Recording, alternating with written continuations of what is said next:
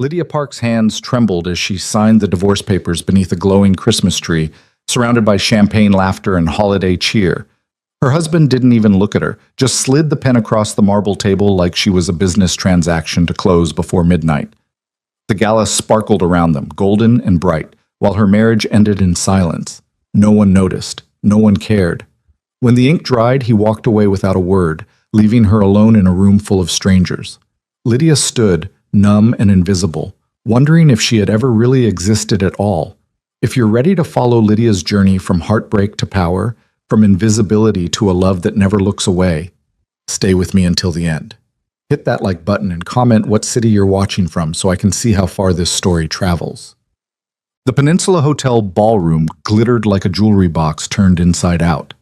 Crystal chandeliers cascaded light across marble floors, reflecting off champagne flutes and diamond earrings and the gold-threaded gowns of Chicago's elite. A 20-foot Christmas tree dominated the center of the room, draped in white lights and silver ornaments that caught the glow like captured stars. Somewhere, a string quartet played Vivaldi, the notes precise and cold. Lydia Park stood near the dessert table, a glass of untouched champagne warming in her hand, watching her husband work the room. He moved like he owned the space, because in many ways he did. James Park, senior partner at Whitmore and Associates, third-generation legacy, Yale law graduate, and the kind of man who wore power like a second skin. Tonight he wore a Tom Ford tuxedo and a smile that never quite reached his eyes, shaking hands with judges and CEOs and city council members who needed his favor. Lydia wore emerald green silk that cost more than her monthly teaching salary. James had chosen it. He always chose. "Lydia, darling, there you are." She turned to find Amanda Whitmore gliding toward her, resplendent in champagne-colored lace, her smile as sharp as cut glass. "Amanda, Merry Christmas." "Isn't this just magical?" Amanda gestured grandly at the ballroom. "Charles outdid himself this year, though between you and me, I told him the tree was excessive. But you know men, they never listen." She laughed, bright and brittle. "Speaking of which, where's that handsome husband of yours?" Lydia's smile felt like it might crack her face. "Networking. You know James." "Don't I just?" Amanda leaned closer, her perfume overwhelming. "Actually, I wanted to catch you. We're having a New Year's brunch at the club, just the inner circle. You and James will come, won't you?" Before Lydia could answer, James appeared at her elbow. His hand found the small of her back, the touch familiar and completely impersonal. "Amanda, you look stunning as always." Amanda preened. "James, I was just extending an invitation for New Year's brunch. We wouldn't miss it." James's fingers pressed against Lydia's spine. Not quite painful, but close. A reminder. "Though I'm afraid I need to steal my wife for a moment. Business, you understand." Of course, of course." Amanda waved them away, already scanning the room for her next conversation. James guided Lydia through the crowd, his hand never leaving her back, steering her like a piece of furniture he needed to rearrange. They passed clusters of conversation, laughter about ski trips to Aspen, complaints about contractors renovating Lake Forest estates, gossip about who was sleeping with whose spouse. No one looked at Lydia. They never did. James led her through a side door, down a quieter hallway lined with art and away from the party noise. The sounds of the gala faded to a distant hum. He stopped near a window overlooking Michigan Avenue, where holiday lights twinkled against the December darkness. "We need to talk," James said. Something in his tone made Lydia's stomach drop. She knew that voice, cool, detached, the same one he used to fire associates or reject settlement offers. "Here?" She glanced back toward the ballroom. "Now?" "It's perfect timing, actually." James reached into his inner jacket pocket and pulled out a manila folder. Not thick, just a few pages. Clean, efficient, no scene. Lydia stared at the folder. "What is that?" "Divorce papers." He said it the way someone might say quarterly reports or lunch reservations. Factual, bloodless. "I had Mitchell draw them up last week. Everything's very straightforward. You keep your teacher's pension, I keep the house and the investment accounts. You'll have 60 days to move out, which should be plenty of time." The hallway tilted. Lydia gripped the edge of a console table, her champagne glass forgotten. "You're divorcing me? At a Christmas party?" It seemed as good a time as any. James opened the folder, revealing neat rows of legal text.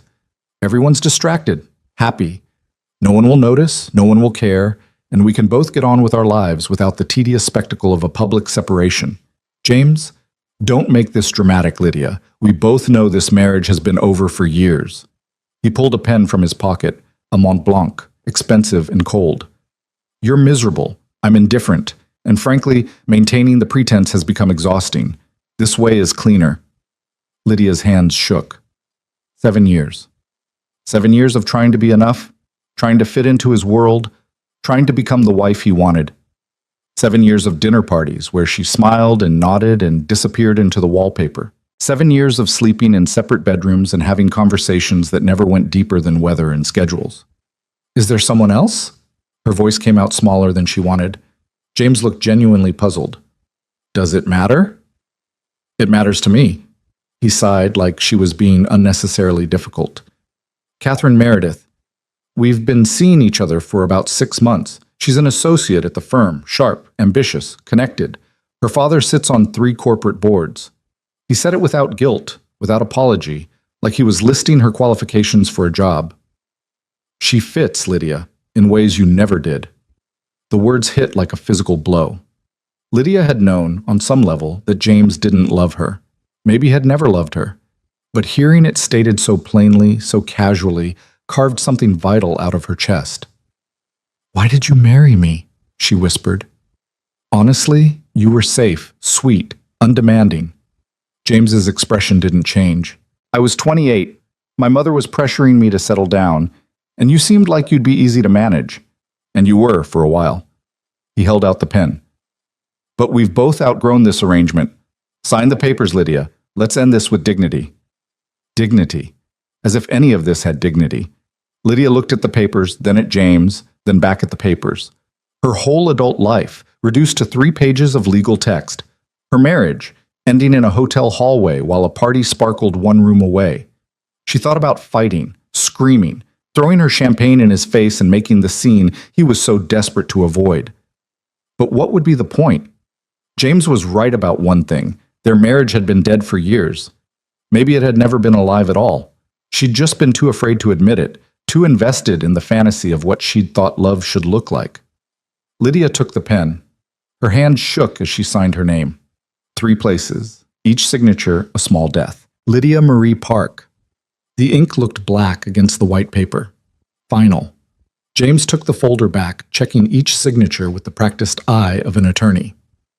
I'll have Mitchell file these after the holiday. You have until February 15th to vacate the house. I've already had your bank account separated. You'll find the details in the final page. He tucked the folder back into his jacket, smoothed his lapels, and looked at her one last time. For what it's worth, Lydia, I hope you find whatever it is you're looking for. You're a good person, just not the right person for me. Then he walked away. Didn't look back, just returned to the party, his shoulders straight, his step light, like he'd just concluded a successful business deal. Lydia stood alone in the hallway, the pen still in her hand, her marriage over. The sounds of the party drifted through the walls. Laughter, music, the clink of glasses.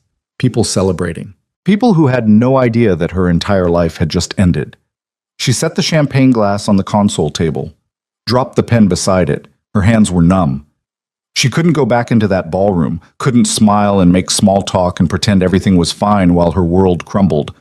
Couldn't watch James laugh with Catherine Meredith, because of course she was here. Of course she was at this party, probably waiting for James to return with the signed papers so they could celebrate their victory. Lydia walked, away from the ballroom, away from the music and light. She found a service hallway, quieter and dimmer, lined with doors marked staff only and storage. Her heels clicked against tile floors. She couldn't feel her feet. The hallway ended at a door marked emergency exit.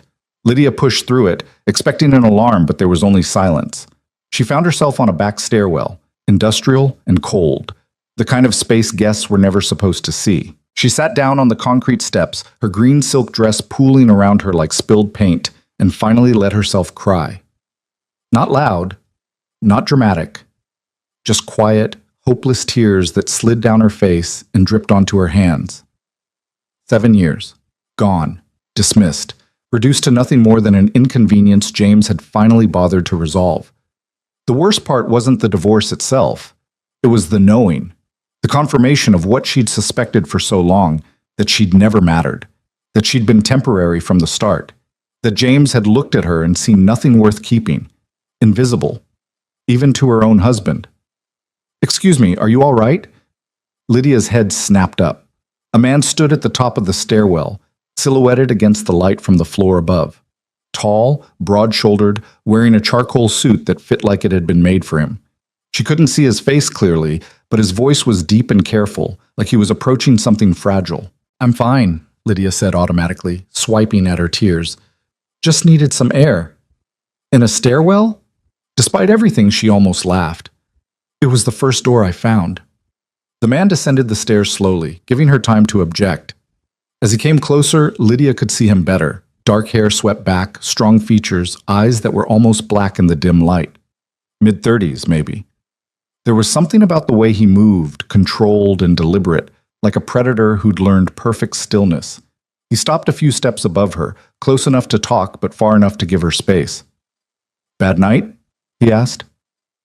"You could say that." Lydia tried to smile, but it crumbled. "Actually, it's been a bad year. Tonight was just the finale." The man studied her with an intensity that should have felt invasive but somehow didn't, like he actually saw her, not through her, not past her, but her. "What happened?" Lydia didn't know why she answered. Didn't know why she told this complete stranger the truth she couldn't bring herself to say to anyone else. "My husband just divorced me at a Christmas party in a hallway." She laughed, brittle and broken. "He had the papers ready. All I had to do was sign, clean, efficient, no scene." The man's jaw tightened. "What's his name?" Something in his tone made Lydia look up sharply. There was anger there, cold and controlled, simmering just beneath the surface. "Why?" "Because any man who would humiliate his wife like that deserves to have his name remembered." "It doesn't matter." Lydia shook her head. "It's done. I signed the papers, he got what he wanted, and now I'm just—" Her voice broke. "I'm just sitting in a stairwell, crying in a dress that cost $3,000, wondering what the hell I'm supposed to do now." The man was quiet for a moment. Then he shrugged off his suit jacket and held it out to her. "You're shaking." Lydia looked down. He was right. Her whole body trembled. Whether from cold or shock, she couldn't tell. She took the jacket, wrapped it around her shoulders. It smelled like expensive cologne and something darker, like smoke and winter nights. "Thank you." "Victor," he said. "Victor Romano." "Lydia Park." She pulled the jacket tighter. "Though I guess I won't be a Park much longer." Victor sat down on the step beside her, not too close, but close enough that his presence felt solid and real. An anchor in a night that had become completely untethered. "How long were you married?" 7 years. Lydia stared at her hands. "I was 23 when we got married. Young, stupid. I thought I was lucky. James was handsome and successful and confident. I thought he'd chosen me because he saw something special." She laughed bitterly. "Turns out he chose me because I was convenient, easy to manage, safe." "You don't strike me as easy to manage." "You don't know me." "No," Victor agreed. "But I know what I see, and what I see is a woman who's been diminished by someone who didn't deserve her in the first place." Lydia turned to look at him. Really look at him. There was something magnetic about Victor Romano, something that pulled attention like gravity. His face was all sharp angles and controlled power, but his eyes held something darker, dangerous maybe, but not dangerous to her. "You don't know anything about me," she said again, softer this time. "I know you're sitting in a service stairwell instead of making a scene. I know you signed papers that ripped your life apart because it was easier than fighting. I know you're crying in the dark because you don't want anyone to see you break." Victor's voice was steady, certain. "I know you've been invisible for too long." The words hit something deep inside her chest. True. Too true. "What are you doing here?" Lydia asked. "At the party, I mean. You don't seem like the charity gala type." "I'm not, but I was invited, and sometimes appearances matter." He smiled, just barely. "Though I'm finding the stairwell much more interesting than the ballroom." "You should go back. The party can survive without me." Victor stood, extended his hand. "Come on." Lydia stared at his hand. "Where?" Away from here. Somewhere you can breathe, somewhere you don't have to be invisible. She should say no. Should thank him for his kindness and send him back to the party and figure out her own life without involving a stranger. Should be smart and careful and all the things she'd always been. But those things had gotten her nothing but a failed marriage and a heart that felt like shattered glass. Lydia took his hand. Victor pulled her to her feet gently, like she was made of something precious. His hand was warm, solid, real. He didn't let go immediately. I'm parked outside. We can go wherever you want. Somewhere quiet, somewhere loud, somewhere you can scream if you need to. Your choice. I don't even know you. No, Victor agreed. But you know your husband, and look where that got you. He had a point. Lydia glanced back toward the door that led to the party, to the ballroom where James was probably already celebrating his freedom with Catherine Meredith, back to a life where she'd been nothing more than set dressing for someone else's success. Then she looked at Victor, this stranger with dark eyes and careful hands who'd found her crying in a stairwell and offered her something she hadn't felt in years, the sense that someone actually saw her. Somewhere quiet, she said. Please. Victor nodded once, definitive. He led her down the stairwell, through another service exit, and out into the freezing December night. The air hit like a slap, sharp and clean, cutting through the fog of shock that had wrapped around her brain. A black Mercedes waited at the curb, sleek and expensive. Victor opened the passenger door, waited until she was settled, then closed it with careful precision. He moved around to the driver's side, slid behind the wheel, started the engine. Heat poured from the vents immediately. Lydia hugged his jacket tighter, breathing in the scent of it, trying to ground herself in something solid. Where do you live? Victor asked. Lincoln Park, but Lydia stopped. She couldn't go home. That house wasn't hers anymore. James had made that clear. February 15th, he'd said. 60 days to erase 7 years. I don't want to go home, she finished quietly. Victor pulled away from the curb, smooth and controlled. Then we won't. They drove through Chicago's holiday-lit streets in silence. The city glittered around them, window displays and light poles wrapped in garland, ice skaters at Millennium Park, families bundled against the cold. Everyone looked happy. Everyone looked whole. Lydia felt like she was watching it all from behind glass. Victor drove with the same controlled precision he did everything else. One hand on the wheel, the other resting on his thigh, his expression calm and focused. He didn't try to fill the silence with empty conversation, just drove. 20 minutes later, they pulled up to a building on the Gold Coast, all glass and steel and understated wealth. A valet appeared immediately, opening Victor's door. Mr. Romano? Good evening, sir. Michael. Victor came around to Lydia's side, offered his hand again. We'll be upstairs. The valet didn't even glance at Lydia's tear-stained face or wrinkled dress, just nodded professionally and took the keys.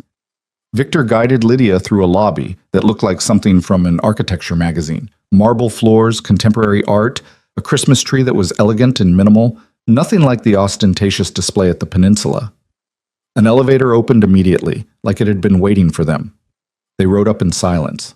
Lydia watched the floor numbers climb, 20, 30, 40. The elevator opened directly into a penthouse apartment. Lydia stepped inside and stopped. Floor-to-ceiling windows dominated the far wall, offering a view of Chicago that stretched for miles. The city sprawled below them, lights twinkling against the darkness of Lake Michigan.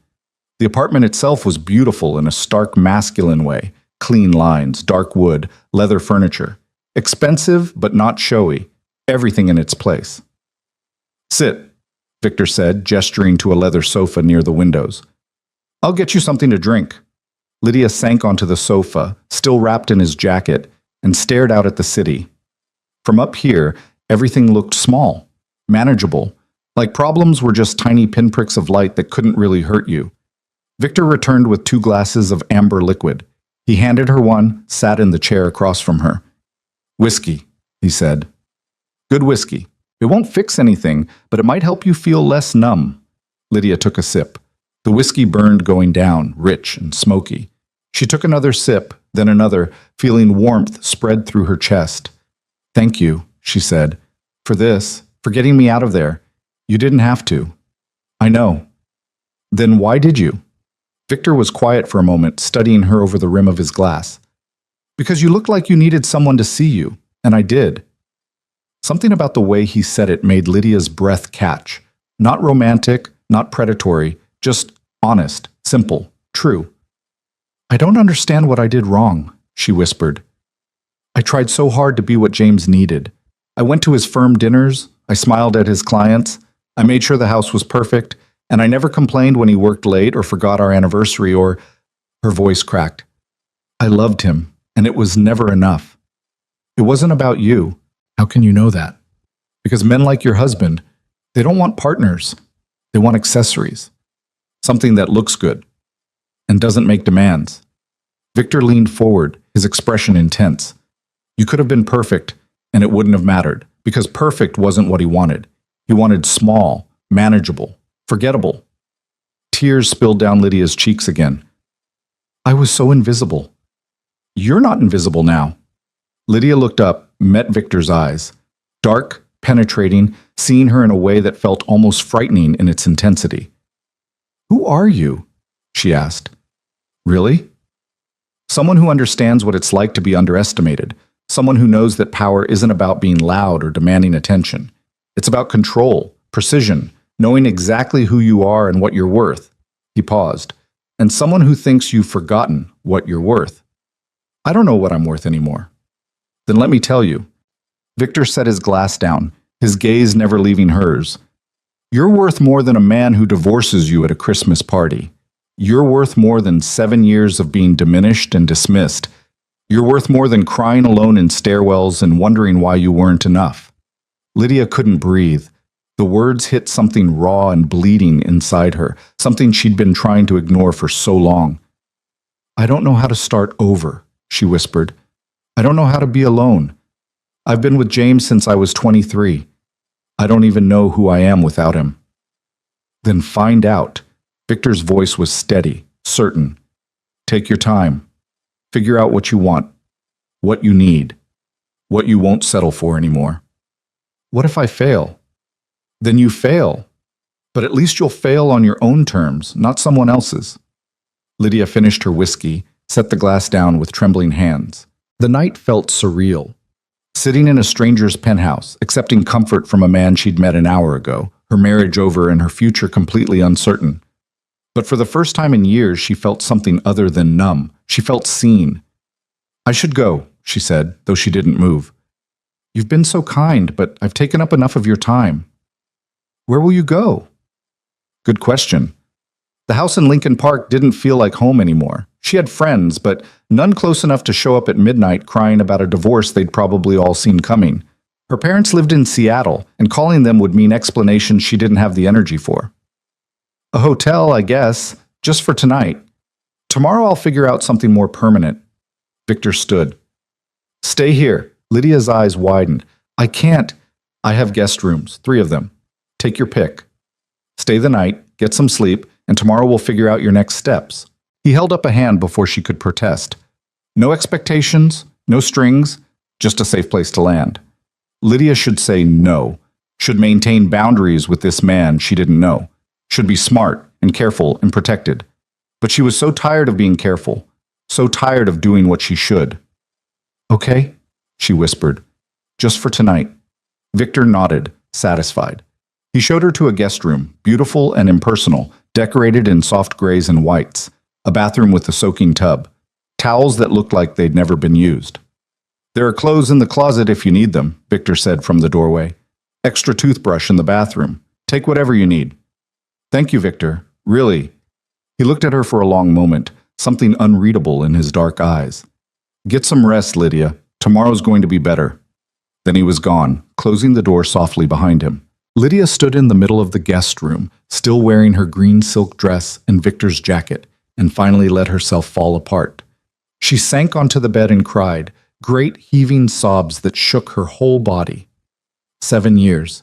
7 years of trying and failing and being not enough. But tomorrow, Victor had said, tomorrow would be better. Lydia wasn't sure she believed him. But in this moment, in this stranger's guest room with the city lights glittering through the windows, she wanted to. She wanted to so badly. Lydia woke to unfamiliar silence. No alarm. No sound of James already up and moving through the house, coffee brewing, morning news murmuring from the kitchen television. Just quiet, deep and complete, broken only by the distant hum of the city far below. For a moment she couldn't remember where she was. The bed was too soft, the sheets too expensive, the room too perfectly decorated. Then memory crashed back, the party, the divorce papers, the stairwell, Victor Romano's dark eyes and careful hands, his penthouse overlooking Chicago. Lydia sat up slowly, her head pounding. She was still wearing the green silk dress, now hopelessly wrinkled, Victor's jacket draped over a nearby chair. Pale winter sunlight streamed through floor-to-ceiling windows, making her squint. Her phone sat on the nightstand. She must have pulled it from her clutch before collapsing last night.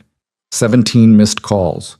32 text messages. She didn't need to check to know most were from James, probably asking where she'd gone, irritated that she'd left the party early and made him look bad. She turned the phone face down and didn't look again. The guest bathroom was pristine, all marble and chrome, with towels so plush they felt obscene.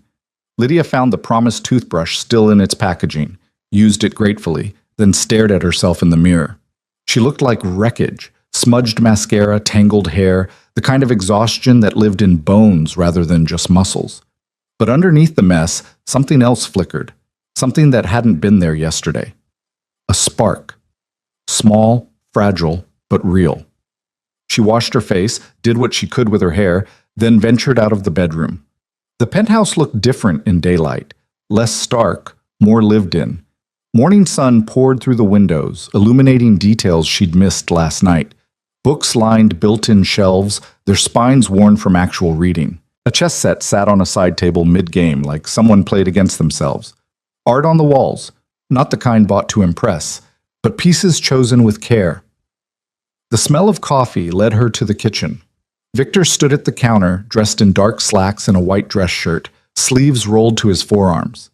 He was reading something on his phone, a cup of coffee steaming beside him. When Lydia entered, he looked up.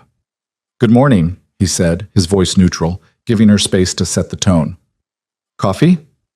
"Please." He poured her a cup without asking how she took it, black, strong, in a mug that felt solid and real in her hands. Lydia wrapped both palms around the ceramic, absorbing its warmth. "How did you sleep?" Victor asked. "Better than I expected." Lydia took a sip, grateful for something to do with her hands. "Thank you for letting me stay. I'll get out of your way." "You're not in my way." Victor set his phone down, gave her his full attention. "Are you hungry?" She should say no, should maintain distance, thank him again, and leave before this became more complicated than it already was. But her stomach chose that moment to betray her with an audible growl. Victor's mouth twitched. "I'll take that as a yes." He moved through the kitchen with efficient grace, pulling eggs and vegetables from the refrigerator, bread from a drawer. Within minutes, the smell of cooking filled the space, butter and herbs, and something that made Lydia's mouth water. "You cook?" she asked, surprised. "I live alone. The alternative is starving or eating out every meal." Victor cracked eggs into a pan with practiced ease. "Besides, cooking requires precision, following steps, controlling variables. I appreciate that." Lydia watched him work, noting the careful movements, the way he seemed to approach even scrambled eggs like a problem to be solved methodically. Everything about Victor Romano suggested control, from the way he dressed to the way he moved to the way he'd extracted her from the peninsula last night, without hesitation or drama. "What do you do?" she asked. "For work, I mean." "Consulting. Import-export, various business interests." His tone was casual, but something in it suggested doors closing, subjects not open for discussion. "Nothing as noble as teaching kindergarten." Lydia blinked. "How did you know I teach kindergarten?" "You mentioned it last night, between the tiers." Victor plated the eggs, added toast, set the plate in front of her. "You said you made less in a year than your dress cost for the party." She had said that. The memory was fuzzy, wrapped in shock and whiskey, but it surfaced now. "I love teaching," she said quietly. "It's the one thing James never touched, never controlled. My classroom, my kids, that was mine." "Then don't lose it." Victor sat across from her with his own plate. "Whatever happens next, hold on to the things that are yours." They ate in comfortable silence. The eggs were perfect, fluffy and rich, seasoned just right. Lydia couldn't remember the last time someone had cooked for her. James never had. Cooking was staff work or restaurant work, or occasionally her work when he wanted to impress clients with a home-cooked meal that she'd spent all day preparing. "I need to figure out where to stay," Lydia said eventually. "James gave me until February 15th to move out of the house, but I can't go back there. I can't—" She stopped, her throat tight. "I can't sleep in that house knowing my marriage ended and he's already moved on." "Stay here." Lydia's head snapped up. "What?" "I have space. 3 guest rooms, like I said. Stay until you figure out your next move." Victor's expression was calm, reasonable, like he was proposing the most logical solution in the world. No rent, no expectations, just time and space to breathe. "I can't accept that." "Why not?" "Because I don't know you, because this is insane, because—" Lydia gestured helplessly. "Because people don't just offer their homes to strangers they met crying in a stairwell." "I do." The certainty in his voice stopped her protests. Victor leaned back in his chair, studying her with those dark, penetrating eyes. "Let me be clear about something, Lydia. I don't make offers I don't mean. I don't waste time on things that don't matter to me. And for reasons I'm still figuring out myself, you matter." He paused. "You need space from your ex-husband. You need time to figure out your next steps. I have space, and I'm rarely here. It's a practical solution." "Nothing about this is practical." "Then call it impractical. Call it whatever you want. But say yes." Lydia stared at him, her heart pounding. Every instinct she'd cultivated over 7 years of marriage screamed at her to refuse, to be careful, to protect herself. But those instincts had led her to a loveless marriage and a divorce signed in a hotel hallway. Maybe it was time to stop listening to them. "1 week," she heard herself say. "I'll stay 1 week while I look for an apartment. Then I'm gone." Victor's expression didn't change, but something flickered in his eyes. Satisfaction, maybe. Or victory. 1 week, he agreed. Starting now. That afternoon, Victor drove Lydia back to Lincoln Park. The house looked exactly as she'd left it. A 3-story graystone in a neighborhood full of young families and old money. She and James had bought it 5 years ago, back when she'd still believed they were building something together. Now it just looked cold. Victor parked on the street, turned off the engine, but didn't move to get out. "Do you want me to come in?" he asked. Lydia looked at the house, her stomach churning. "No, I need to do this alone." "I'll wait here." She wanted to argue, but the relief she felt knowing he'd be there when she came back out was too strong. Lydia nodded, grabbed her purse, and forced herself out of the car. The front door opened with her key. James hadn't changed the locks yet. Small mercy. The house was silent, empty. James was probably at the office, or maybe with Catherine Meredith, celebrating his freedom. Lydia climbed the stairs to the bedroom she'd stopped sharing with James 2 years ago. Her bedroom now, or it had been. The room was exactly as she'd left it, neat, impersonal, like a hotel. She pulled a suitcase from the closet and started packing. Clothes first. She grabbed the comfortable things, the pieces James had never liked because they weren't elegant enough or didn't project the right image. Jeans and sweaters and the soft pajamas she wore when she was alone. She left behind the cocktail dresses, the silk blouses, the designer heels that had never felt like hers anyway. Then personal items, her books, poetry, and fiction James had thought frivolous. Photos from before the marriage, when she'd still smiled with her whole face. Her mother's jewelry box, modest and precious, the wooden elephant a student had given her last year. She was packing her bathroom toiletries when she heard the front door open downstairs. Lydia froze. James wasn't supposed to be home. He never came home before 6, never disrupted his perfectly scheduled workday. "Lydia?" His voice carried up the stairs, sharp with irritation. "What the hell are you doing here?" She took a breath, steadied herself, and walked out to the landing. James stood at the bottom of the stairs, still in his suit, his expression thunderous. "Packing," she said, proud that her voice didn't shake. "You gave me until February to move out. I'm starting early.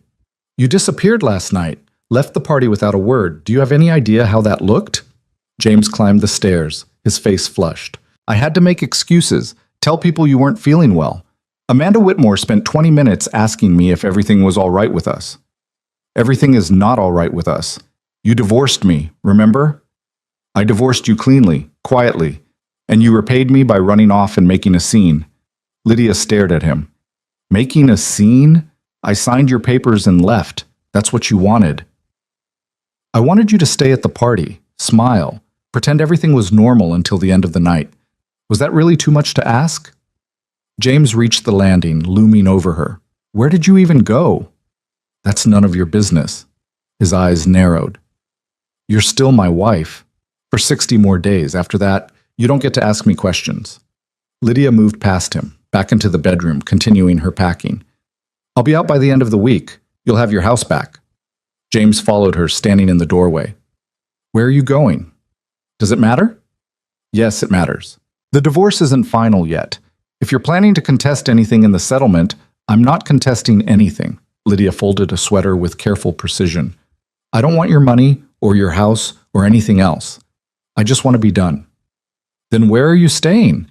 She looked up at him, this man she'd spent 7 years trying to please, and felt nothing. No anger, no grief, no love, just emptiness. With a friend, she said. It wasn't exactly a lie. Victor had offered friendship along with the apartment. Close enough. James's expression shifted, something calculating entering his eyes. What friend? You don't have friends. The words hit like a slap. True, maybe. She'd let her friendships wither over the years, too focused on being James's wife to maintain her own connections.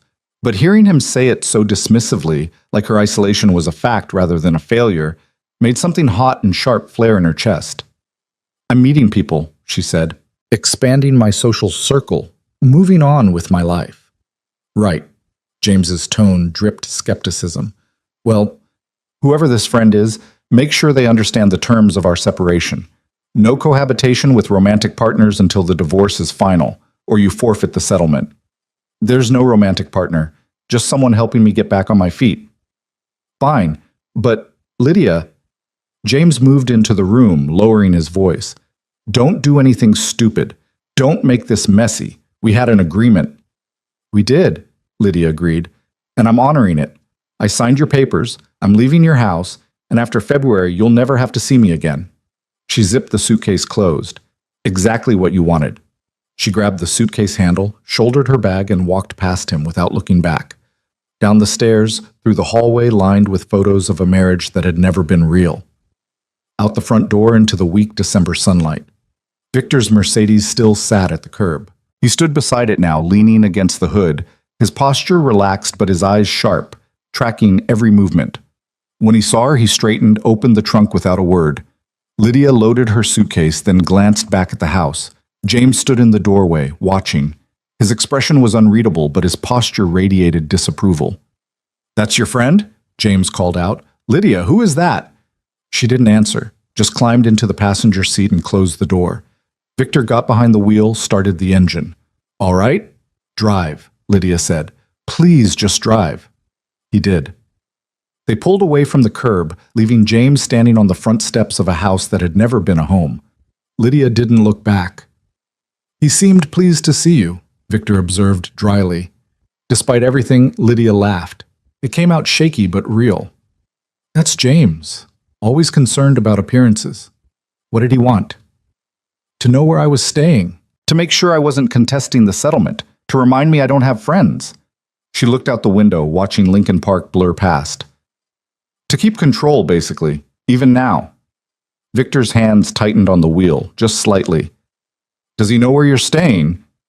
I told him with a friend. He doesn't need to know more than that. They drove in silence for a while. Lydia watched the city roll by. Familiar streets, familiar landmarks, all of it looking different now. Like she was seeing Chicago for the first time without James's expectations filtering her vision. Thank you, she said quietly. For waiting, for being there. I said I would be. I know, but most people don't mean things like that. Victor glanced at her, something unreadable in his expression. I'm not most people. No, Lydia thought, he really wasn't. That evening, Lydia stood in the guest room, her room now, for the next week, and tried to process the last 24 hours. Divorced. Homeless. Living with a stranger. Her life had been upended so completely she couldn't find solid ground. A knock on the door interrupted her spiral. Come in, she called. Victor entered carrying a glass of wine. He handed it to her without comment, then gestured to the window. Dinner's ready when you are, but there's no rush. Lydia took the wine, grateful. You don't have to keep feeding me. I know. Or letting me stay here. I know that too. Victor leaned against the doorframe, studying her. Are you always this bad at accepting help? I'm not used to needing it. Everyone needs help sometimes. The trick is knowing when to accept it. He paused. Come eat, Lydia. You've had a hell of a day. Let yourself have something good. Something good. The concept felt foreign, but Lydia followed him to the dining room where he'd set out a simple meal, pasta, salad, bread. They ate at the long table, the city glittering beyond the windows, and talked about nothing important. Books, music, the ridiculousness of Chicago winters, safe topics that didn't require her to explain or justify or defend. What made you leave the party last night? Lydia asked eventually. Before you found me, I mean. You said you weren't the charity gala type. Victor set down his fork, considering. I had business there. A meeting, technically. But it ended early, and I was leaving when I saw you in the stairwell. Business at a Christmas party? Business happens everywhere. His tone suggested the subject was closed. Why kindergarten? The subject change was obvious, but Lydia let it slide. Because 5-year-olds are honest. They tell you exactly what they think, exactly what they feel. There's no pretense, no games, just truth. She smiled, remembering. I had a student last year who told me every single day that my hair looked like a bird's nest. Every day. Finally, I asked him why he kept saying it, and he said, because it's true, and true things are important. Victor laughed. A real laugh, surprised and genuine. Smart kid. The smartest. He's in first grade now, probably telling his new teacher uncomfortable truths. Lydia took a sip of wine. I love that about children. Before the world teaches them to lie, to hide, to be what other people want. They're just themselves.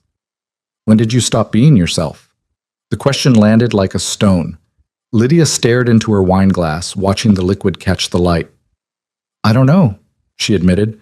Somewhere between 23 and 30, somewhere between I love you and I want a divorce. Her voice cracked. I just wanted him to see me, to choose me. So I kept folding myself smaller and smaller until there was almost nothing left. But not nothing, Victor said quietly. You're still here.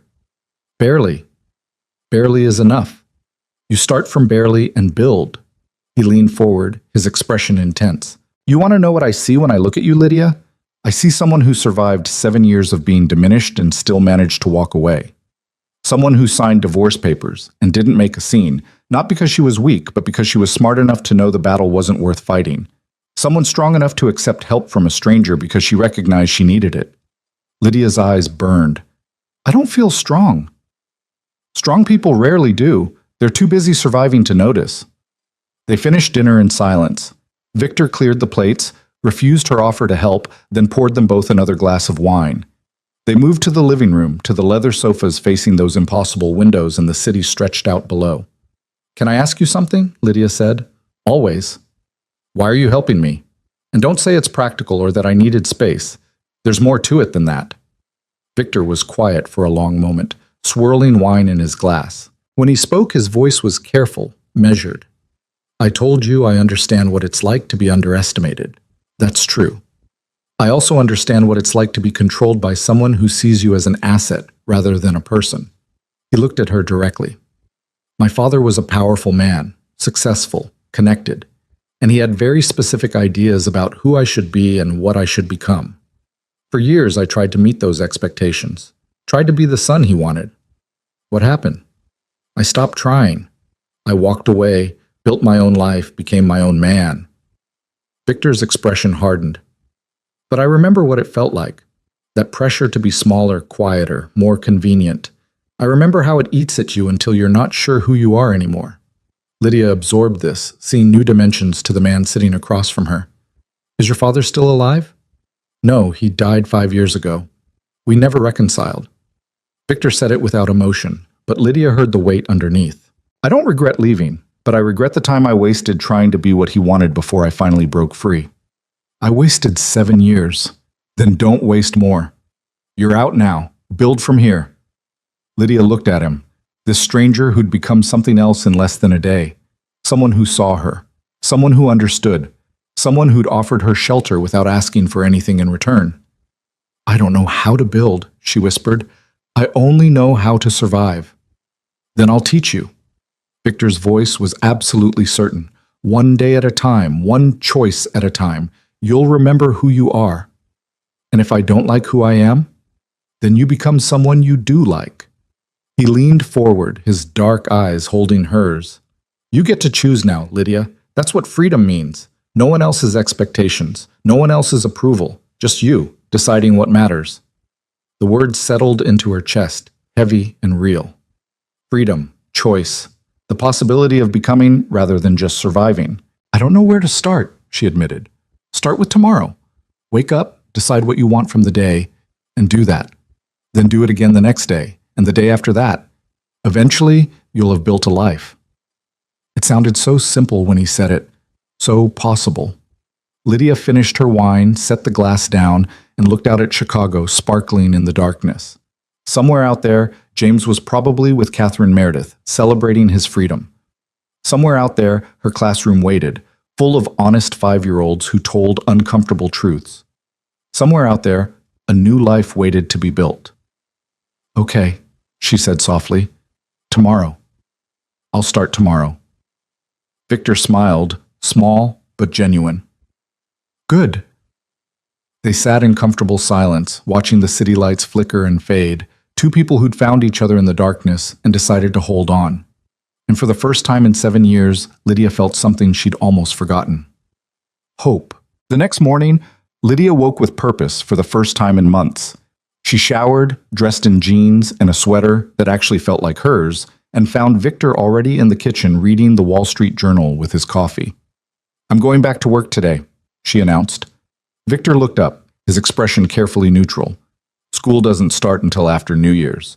I know, but there's lesson planning, classroom prep, paperwork I've been avoiding.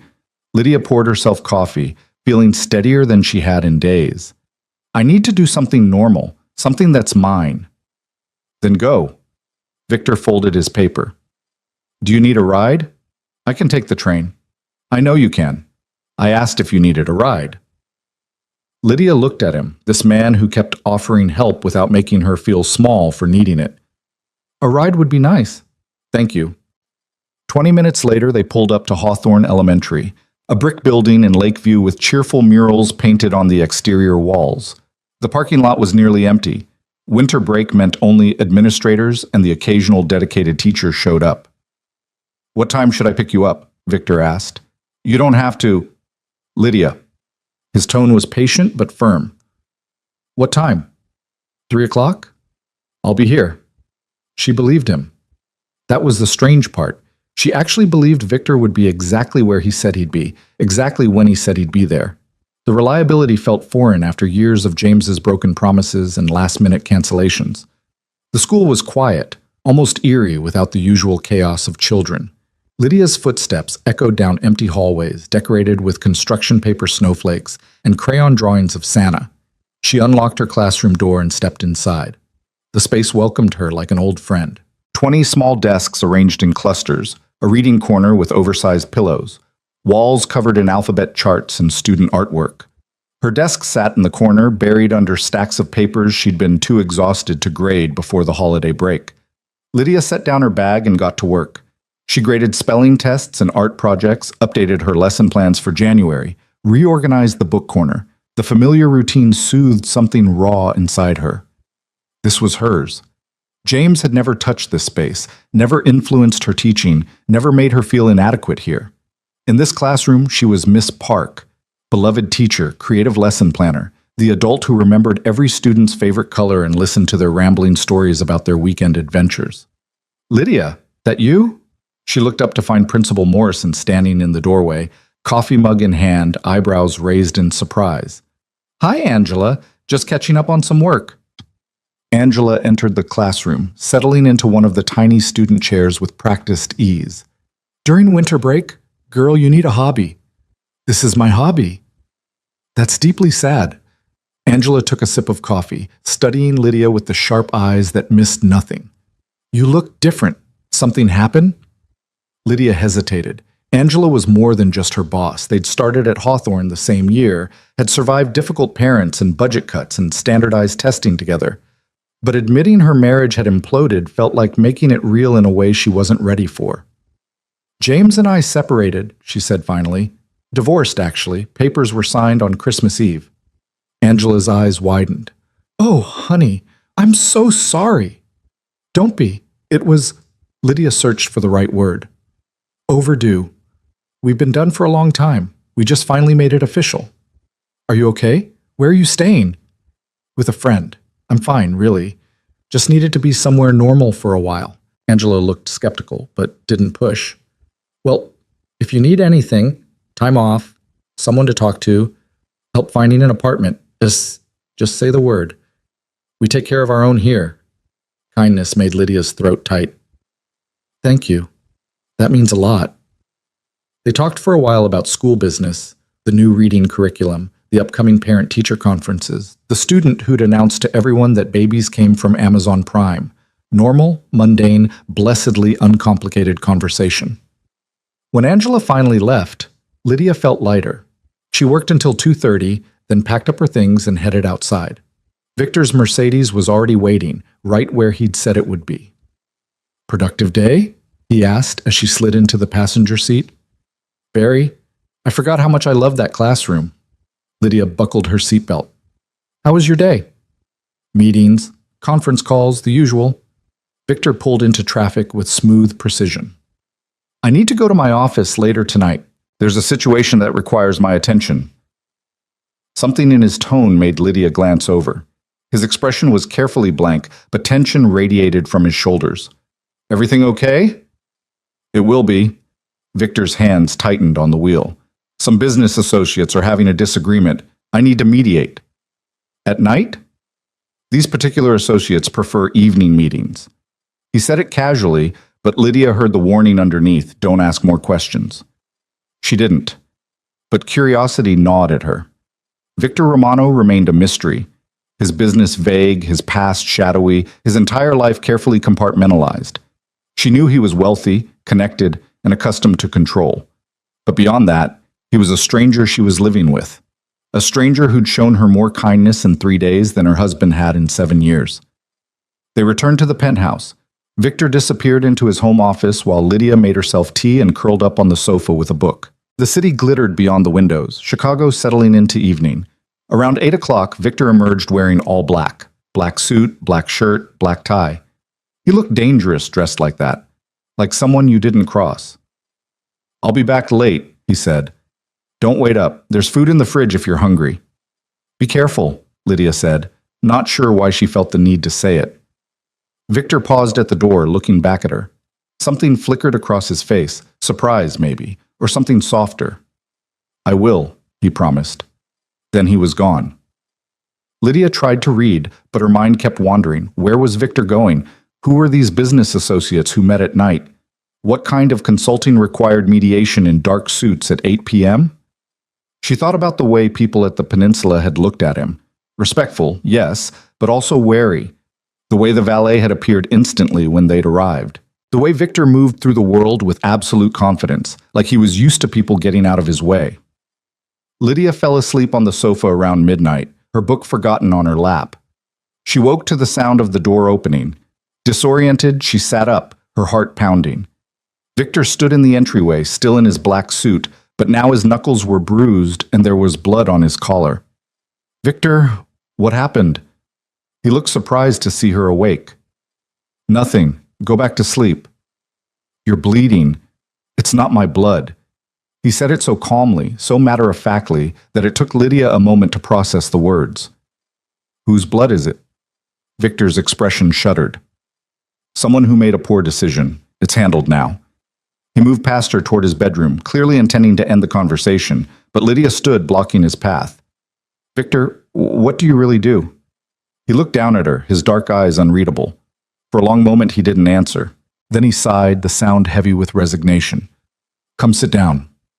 They returned to the living room. Victor poured himself a whiskey, drank it in one swallow, then poured another.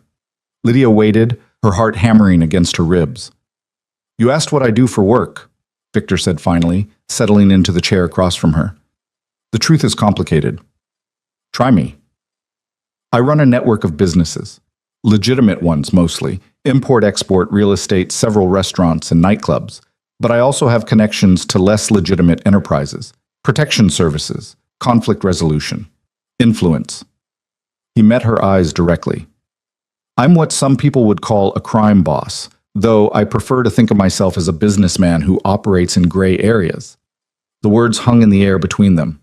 Lydia should have been shocked, terrified, should have run immediately, but instead she felt an odd sense of things clicking into place. The careful evasions, the night meetings, the way people looked at him with respect and fear. Are you part of the Mafia? She asked. The Mafia is an outdated term. I'm part of a network, an organization with roots in many communities. We provide services that exist outside legal frameworks. We protect our own. We handle problems that the police can't or won't address. Victor leaned forward. I'm telling you this because you deserve to know who you're living with, what you've gotten yourself into by accepting my help. Am I in danger? No. His answer was immediate, absolute. No one touches you. No one even looks at you wrong. You're under my protection now, whether you want to be or not. Lydia absorbed this, trying to reconcile the man who'd cooked her breakfast with the crime boss who'd returned home with blood on his collar. The mediation tonight, she said slowly. Someone crossed you? Someone thought they could skim profits from one of my businesses. I explained why that was unwise. Victor's tone was cold, businesslike. He won't make that mistake again. Did you kill him? No, but I hurt him enough that he'll remember the lesson. Lydia should have been horrified, should have grabbed her suitcase and left immediately. Instead, she found herself asking, why are you telling me this? You could have kept lying. Because lies are what your husband gave you. I won't do that. Victor set down his glass. You need to understand what I am, Lydia. I'm not a good man. I've done things that would turn your stomach. I operate outside the law because the law doesn't serve people like me. I control territory. I enforce rules. And when people break those rules, I make them pay. But you're helping me. Yes. Why? Victor was quiet for a long moment. When he spoke, his voice was softer. Because you needed help and no one else was offering it. Because I saw something in you that reminded me of myself before I became this. He gestured at himself. The expensive suit, the bruised knuckles, the blood. Someone who'd been made small by someone powerful. Someone who deserved better. Lydia's chest felt tight. I don't know what to do with this information. You have 3 choices. You can leave. I'll help you find an apartment, set you up financially, make sure you're safe. No hard feelings. You can stay and pretend you don't know what I really do. Or you can stay knowing exactly who I am and decide if that's something you can live with. Victor stood. Think about it. Take your time. Whatever you decide, I'll respect it. He headed toward his bedroom, then paused at the doorway. For what it's worth, Lydia, I would never hurt you. That's not a line I cross. But I understand if knowing what I'm capable of changes how you see me. Then he was gone, leaving her alone with impossible choices. Lydia didn't sleep that night. She lay in the guest bed, staring at the ceiling, trying to process everything. Victor Romano was a criminal. He hurt people. He operated outside the law. He was dangerous. He'd also been nothing but kind to her, protected her, offered her shelter without asking for anything in return, seen her when everyone else looked through her. As dawn broke over Chicago, Lydia made her decision. She found Victor in the kitchen, showered and dressed in a fresh suit, his bruised knuckles the only evidence of last night's violence. He looked up when she entered, his expression carefully neutral. Coffee? He offered. I'm staying, Lydia said. Victor went very still. You're sure? No, but I'm staying anyway. She moved to the coffee pot, poured herself a cup with steady hands. I don't understand your world, Victor. I don't know if I can reconcile who you are with what you do. But I know that you've been honest with me when you could have lied. You've helped me when you didn't have to, and right now that matters more than the rest. You might change your mind. I might, Lydia agreed. But until I do, I'm here. Something shifted in Victor's expression. Relief, maybe, or gratitude. He nodded once, accepting her decision without argument.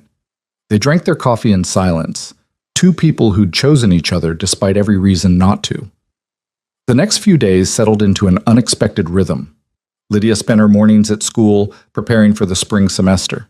Victor worked from home most days, his office door closed for hours while he conducted business she didn't ask about.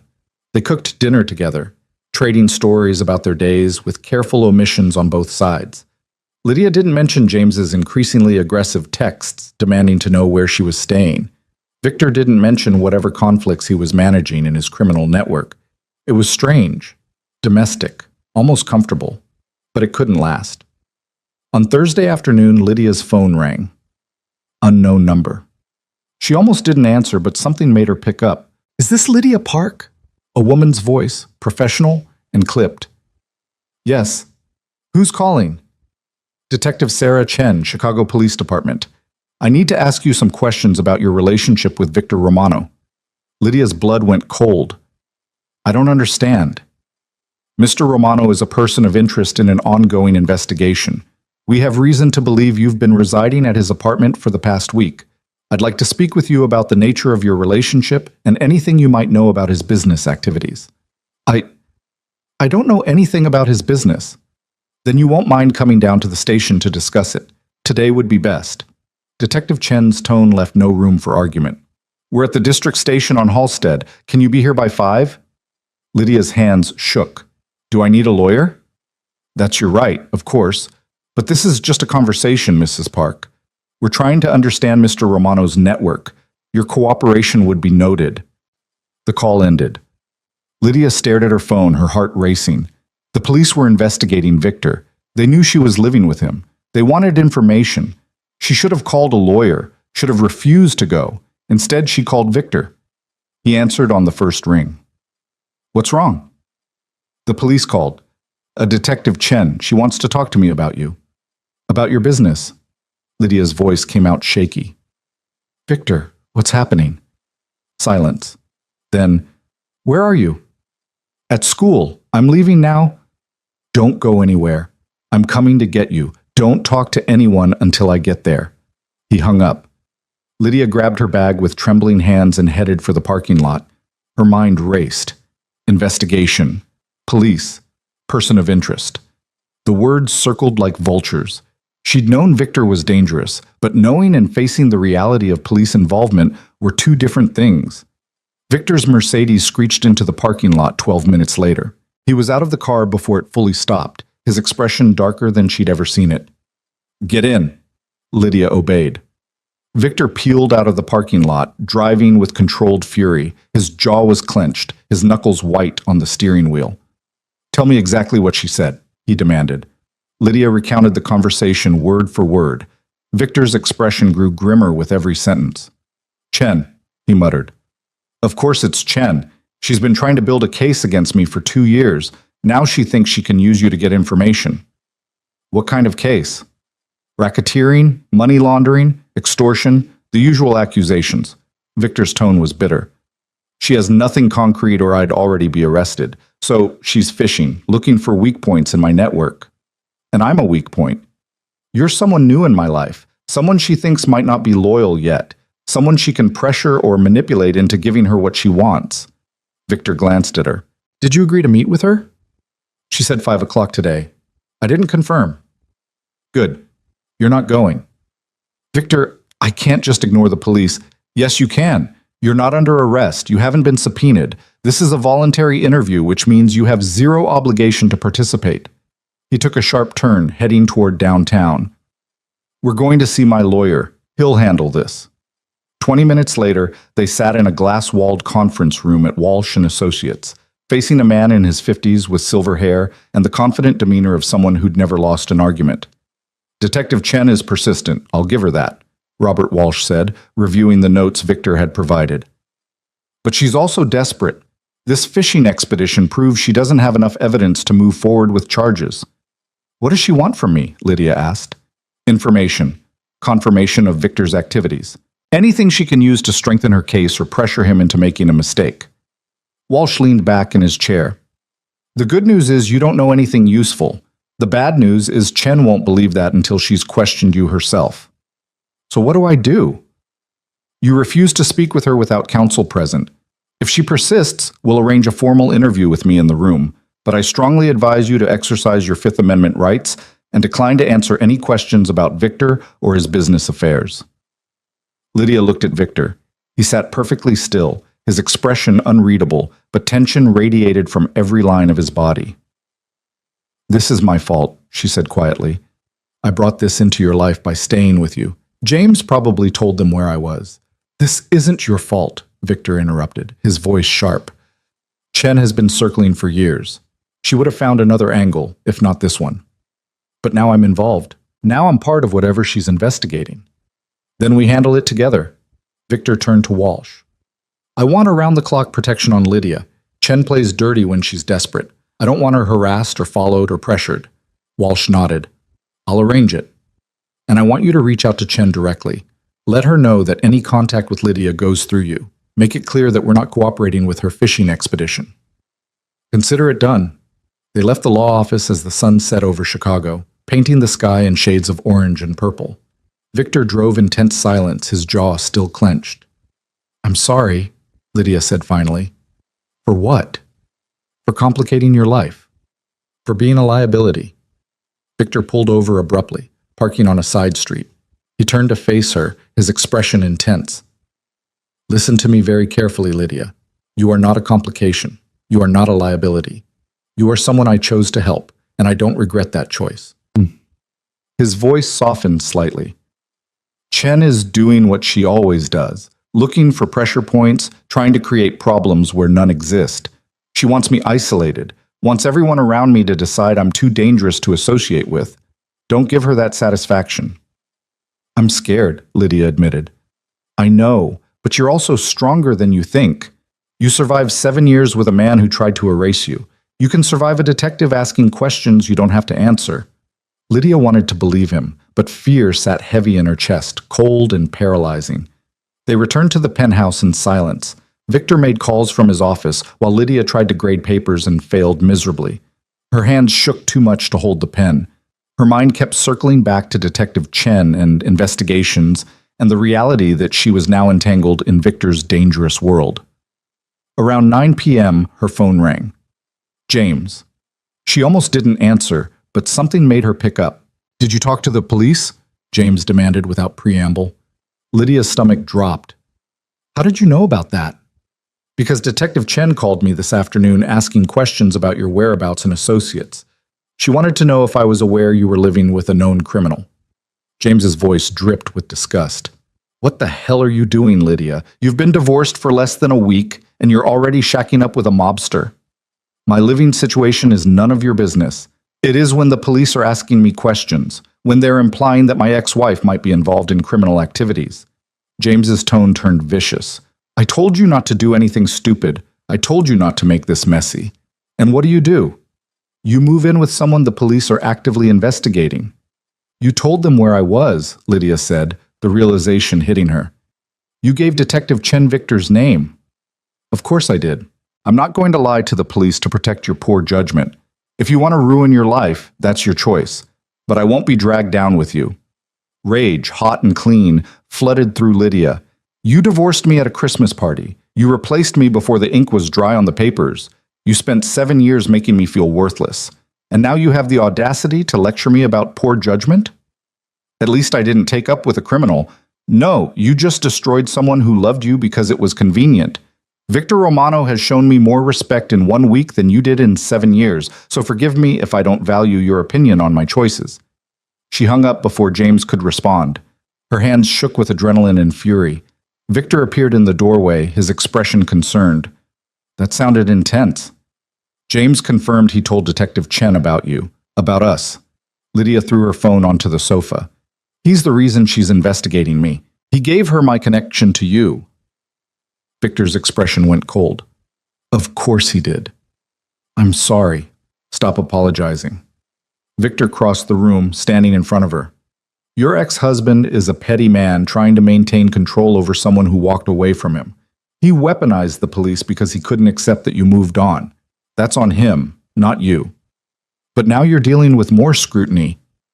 I can handle Detective Chen. What I need to know is if you can handle this. Victor's dark eyes searched hers. Because it's going to get worse before it gets better.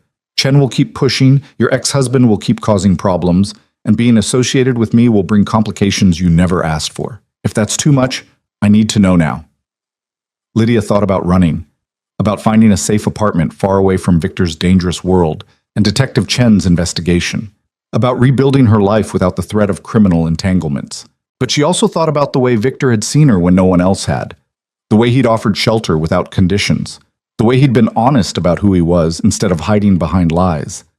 She thought about 7 years of making herself smaller to please someone who'd never valued her anyway. She was done being small. I can handle it, Lydia said firmly. Whatever comes next, I'm not running. Victor's expression softened, something like pride flickering in his eyes. All right then. We face this together. He pulled her into his arms, the first time he'd touched her beyond a steadying hand or helping her into the car. Lydia let herself lean into his solid warmth, breathing in his scent, allowing herself a moment of feeling safe despite the chaos swirling around them. We'll get through this, Victor murmured against her hair. I promise you that. Lydia wanted to believe him, and for the first time in her life, she thought maybe she could. The morning after James's phone call, Lydia woke to find Victor already dressed in a charcoal suit, his expression grim as he spoke quietly into his phone. When he noticed her in the doorway, he ended the call abruptly. We have a problem, he said without preamble. Lydia's stomach dropped. What kind of problem? Detective Chen showed up at your school an hour ago. She told Principal Morrison she needed to speak with you regarding an ongoing investigation. Angela covered for you, said you were out sick, but Chen left her card and made it clear she'd be back. The coffee Lydia had been about to pour suddenly seemed unappealing. She came to my workplace? She's escalating, trying to pressure you by making your involvement public. Victor's jaw tightened. Walsh is filing a harassment complaint, but it won't stop her immediately. She's banking on you getting scared enough to talk. I am scared. I know, but scared doesn't mean powerless. Victor pulled out his phone, showed her a contact. This is Marcus Webb. He's former FBI, now works private security. He'll be your shadow until this situation resolves. Anywhere you go, he goes. Non-negotiable. Lydia wanted to argue, but the memory of Detective Chen invading her school, her safe space, killed the protest. Okay. Good. Walsh also wants to move forward with the formal interview. Get it on record that you have nothing useful to tell Chen. Make her stop harassing you. Victor hesitated. But there's something you need to understand about that interview. What? Chen will try to turn you against me. She'll paint me as a monster, show you evidence of things I've done, try to convince you that staying with me puts you in danger. His dark eyes held hers. Some of what she says will be true. Some will be exaggerated. All of it will be designed to manipulate you into giving her information or cutting ties with me. I'm not going to betray you. You say that now, but you don't know what she has, what she'll show you. Victor's voice was steady, but his expression was strained. I need you to be prepared for that, to see the worst of who I am and what I've done. Lydia crossed the kitchen, stood in front of him. Victor, you told me you weren't a good man. You've been honest about operating outside the law. I'm not naive. I know that means you've hurt people, broken rules, done things most people would consider unforgivable. She took a breath. But you've also been the only person who saw me when I was invisible, who offered help without conditions, who treated me like I mattered. That doesn't erase the other things, but it means something to me. Victor looked at her for a long moment, something vulnerable flickering across his face before his usual mask of control slid back into place. All right, the interview is scheduled for tomorrow at 10 a.m. Walsh will be there, and so will I. You can be in the room? As your attorney's associate, yes. Chen won't like it, but she can't prevent it. A ghost of a smile crossed his face. I want her to see that you're not alone, that she can't isolate you. The next 24 hours crawled by. Marcus Webb appeared at the penthouse that afternoon, a quiet man in his 40s with watchful eyes and an economy of movement that suggested serious training. He was polite but distant, clearly there to do a job rather than make friends. When Lydia went to the grocery store, Marcus followed at a discreet distance. When she tried to go for a walk to clear her head, he was 3 steps behind. It should have felt oppressive. Instead, it felt necessary. That night, Lydia barely slept. She kept imagining the interview, Detective Chen's questions, the evidence Victor had warned her about. When dawn finally broke, she felt exhausted and wired simultaneously. Victor drove them to Walsh's office in silence. Marcus followed in a separate car.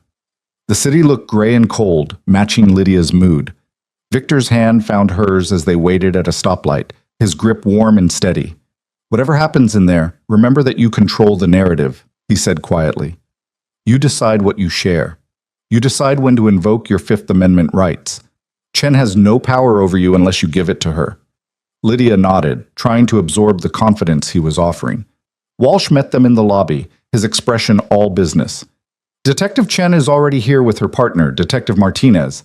They've agreed to conduct the interview in our conference room, which gives us home field advantage." He looked at Lydia directly. "Remember, you're here voluntarily. You can leave at any time. You don't have to answer questions that make you uncomfortable. And if at any point you want to stop, you say the word, and we're done." They entered the conference room. Detective Chen sat on one side of the long table, a woman in her late 30s with sharp features and sharper eyes. Her partner, Martinez, was older, heavy-set, with the tired expression of someone who'd seen too much. Chen's gaze went immediately to Victor, her expression hardening. "Mr. Romano, I wasn't aware you'd be joining us." "Miss Park requested my presence as moral support," Walsh interjected smoothly. "Unless you have an objection that would require us to terminate this voluntary interview?" Chen's jaw tightened, but she gestured to the chairs across from her. "Please, sit." Lydia sat between Walsh and Victor, her hands clasped tightly in her lap. Chen set a digital recorder on the table, stated the date and time and names of everyone present, then turned her attention to Lydia. "Thank you for coming in, Mrs. Park. I know this must be stressful." "It's Ms. Park," Lydia corrected quietly. "The divorce was finalized last week." "Of course, my apologies." Chen's smile didn't reach her eyes. "Miss Park, can you tell me about your relationship with Victor Romano?" "He's a friend who offered me a place to stay after my marriage ended." "And how did you meet Mr. Romano?" "At a Christmas party, the Peninsula Hotel Gala on the 24th. Chen made a note. "That was quite recent. And yet you're now living with him?" "I needed a place to stay. Victor had space available. It was a practical arrangement." "Practical," Chen repeated, her tone suggesting she didn't believe that for a second. "Ms. Park, are you aware of Mr. Romano's business activities?" Walsh leaned forward. "Detective, my client is under no obligation to speculate about Mr. Romano's business dealings." "I'm not asking her to speculate. I'm asking what she knows." Chen's eyes remained fixed on Lydia. "Has Mr. Romano discussed his work with you?" Lydia remembered Victor's warning about the Fifth Amendment. "He's mentioned he's involved in import-export and real estate. And has he mentioned any other activities? Activities that might fall outside legal boundaries?" "My client declines to answer that question," Walsh said firmly. Chen's expression soured. She pulled a folder from her briefcase, opened it to reveal photographs. She slid them across the table toward Lydia. "Do you recognize any of these individuals?" Lydia looked down. The photos showed Victor with various men in what looked like restaurant settings, parking lots, street corners. Some of the men looked rough, scarred, tattooed, the kind of people who made you cross the street. Others looked like businessmen. None looked friendly. "No," Lydia said honestly. "I don't know any of these people." "These are known associates of Mr. Romano, members of his criminal organization." Chen tapped one photo. This man, Anthony Caruso, was found beaten nearly to death 3 months ago. He'd been skimming money from one of Romano's operations. This man, she tapped another photo, disappeared after testifying against one of Romano's lieutenants. His body was never found. Lydia's stomach turned. She felt Victor's presence beside her, perfectly still, perfectly controlled. "Detective," Walsh said, his voice cold, "are you accusing my client of involvement in these alleged crimes?" "I'm providing context for the type of man she's chosen to associate with." Chen leaned forward. "Ms. Park, Victor Romano is dangerous. He runs a criminal enterprise built on violence and intimidation. People who cross him end up hurt or dead. People who get too close to him become targets for his enemies or collateral damage in his conflicts." "Is there a question in there?" Walsh asked. Chen ignored him, her focus entirely on Lydia. You seem like a smart woman, a kindergarten teacher with no criminal record, no history of violence. So I have to ask, do you understand what you've gotten yourself into? Do you understand that staying with Romano puts you at risk? Lydia met Chen's eyes. I appreciate your concern, detective, but I'm capable of making my own decisions about who I associate with. Even when those decisions might get you killed? My client is terminating this interview, Walsh said, standing. You've crossed the line from questioning to harassment. But Chen wasn't finished. She pulled out another set of photos, these ones more disturbing. Crime scenes. Blood. Bodies covered with sheets. These are the results of Romano's business dealings. This woman was an informant who worked for us. She was found in the Chicago River with a bullet in her head. This man owned a restaurant that refused to pay Romano's protection fees. His establishment burned to the ground with him inside. Lydia felt bile rise in her throat. Victor's hand found hers under the table, his grip firm but not painful. An anchor. You're showing my client crime scene photos to intimidate her, Walsh said, his voice sharp. This interview is over. Ms. Park has a right to know who she's living with, Chen shot back. She has a right to understand that Victor Romano is a murderer who's avoided prosecution through intimidation and violence. That every day she spends under his roof puts her in danger from his enemies and from law enforcement. We're leaving, Walsh said, gesturing for Lydia to stand.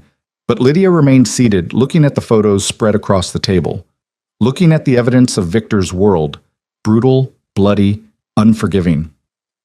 This was the reality she'd chosen to accept when she'd decided to stay. This was who Victor Romano really was. Miss Park, Chen said, her voice softening slightly. I can help you. I can get you into protective custody, help you find a safe place to stay, make sure Romano can't retaliate against you. But you have to help me first. Tell me what you know about his operations. Give me something I can use. Lydia looked up at Chen, then at Victor. His expression was carefully blank, but she could see the tension in his jaw, the readiness in his posture. He was prepared for her to break, prepared for her to choose safety over loyalty. I don't know anything about Victor's business operations, Lydia said clearly. I can't help you with your investigation because I have no information to provide. I'm staying with him temporarily while I find permanent housing. That's the extent of our relationship. It was mostly true. And the parts that weren't, the growing connection, the way she felt seen and valued for the first time in years, those weren't Chen's business. Chen's expression hardened. You're making a mistake. That's my right. When something happens to you, and something will happen, Miss Park, because that's what happens to people in Romano's orbit, don't say I didn't warn you. Is that a threat, detective? Walsh asked coldly. It's a prediction based on 15 years of investigating organized crime. Chen began gathering her photos. But if Ms. Park wants to risk her life for a man she barely knows, that's her choice. Just remember, when things go sideways, the police might not be able to protect you. Walsh ushered Lydia and Victor out of the conference room. They didn't speak until they were in the elevator, descending toward the parking garage. You okay? Victor asked quietly. Lydia thought about the crime scene photos, the bodies, the blood, the evidence of violence that was part of Victor's everyday reality. No, she said honestly, but I will be. Victor's jaw tightened, but he nodded, accepting her answer. They drove back to the penthouse in tense silence. Marcus followed in his car, ever present. When they finally reached the apartment, Lydia went straight to the guest room and closed the door. She sat on the bed, hands shaking, and tried to process what she'd seen. The photos wouldn't leave her mind, particularly the woman pulled from the Chicago River. An informant, Chen had said. Someone who'd worked with police and paid for it with her life. A knock on the door interrupted her spiral. Come in, she called. Victor entered, 2 glasses of whiskey in hand. He offered her one, then sat in the chair by the window, giving her space. I'm sorry you had to see that, he said. Did you kill those people? The ones in the photos? Victor was quiet for a long moment. Some of them, yes. Not all, but enough. The admission should have horrified her. Instead, Lydia felt a strange sense of relief. No lies, no evasions, just truth, brutal and honest.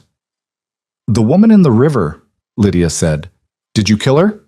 No, but I know who did. One of my competitors who wanted to send a message to anyone else thinking about cooperating with law enforcement. Victor's expression was grim. Her death was meant to create fear. It worked. And you've never informed on anyone? Never considered working with police? Never. In my world, that's the unforgivable sin. You can steal, you can fight, you can even kill under the right circumstances. But you never cooperate with law enforcement. You handle your problems internally. He took a sip of whiskey. It's a code. Brutal, maybe, but it keeps our world functioning. Lydia absorbed this, trying to understand a moral framework so different from everything she'd been taught. The man who was beaten for skimming money. Was that the mediation you handled the night I met you? Yes. Did you beat him yourself? I was there. I participated. Victor's gaze was steady, unflinching. He stole from me, Lydia. In my world, that requires a response. If I let it slide, others would see weakness, would think they could take from me without consequences. So you hurt him to send a message? Yes. Lydia stood, paced to the window, looked out at Chicago, stretching below. Somewhere in that city, people lived normal lives, went to work, raised families, followed laws, and somewhere else in that same city, men like Victor operated in shadows, enforcing their own rules with violence. I should be horrified, she said quietly. I should pack my bags and leave and never look back. Yes, you should. But I'm not. Lydia turned to face him. I keep thinking about the fact that you've been honest with me, that you didn't try to hide what you are or sugarcoat the reality. James lied to me every day about loving me, about our marriage, about my worth. You've told me the truth even when it was ugly. Truth doesn't make violence acceptable. No. But it makes you someone I can trust in a strange way. Lydia sat back down on the bed. Chen showed me those photos to scare me, to make me see you as a monster. And maybe you are one, by most people's standards. But you're a monster who's shown me more respect than my own husband did. Victor's expression was unreadable. That's a low bar, Lydia. Maybe. But it's my bar to set. She finished her whiskey, the burn familiar now. I'm not saying I'm comfortable with everything you do. I'm not saying I understand or condone the violence. But I'm saying that I see the whole picture now, the danger, the brutality, the world you operate in, and I'm choosing to stay anyway. Why? It was a fair question. Lydia thought about it, trying to articulate something she barely understood herself. Because for the first time in 7 years, I feel like I matter. Like my choices and my presence make a difference to someone. She met his eyes. You see me, Victor. Not who you want me to be or who would be most convenient for you. Just me. And I'm not ready to give that up, even if keeping it means accepting some uncomfortable truths about your world. Victor set down his glass and crossed to her, kneeling so they were at eye level. His hands framed her face, his touch gentle despite the violence those same hands were capable of. You deserve better than this, he said quietly. Better than a criminal who operates in gray areas and solves problems with his fists. Better than living under police scrutiny and bodyguard protection. Maybe. But I don't want better. I want this. I want you.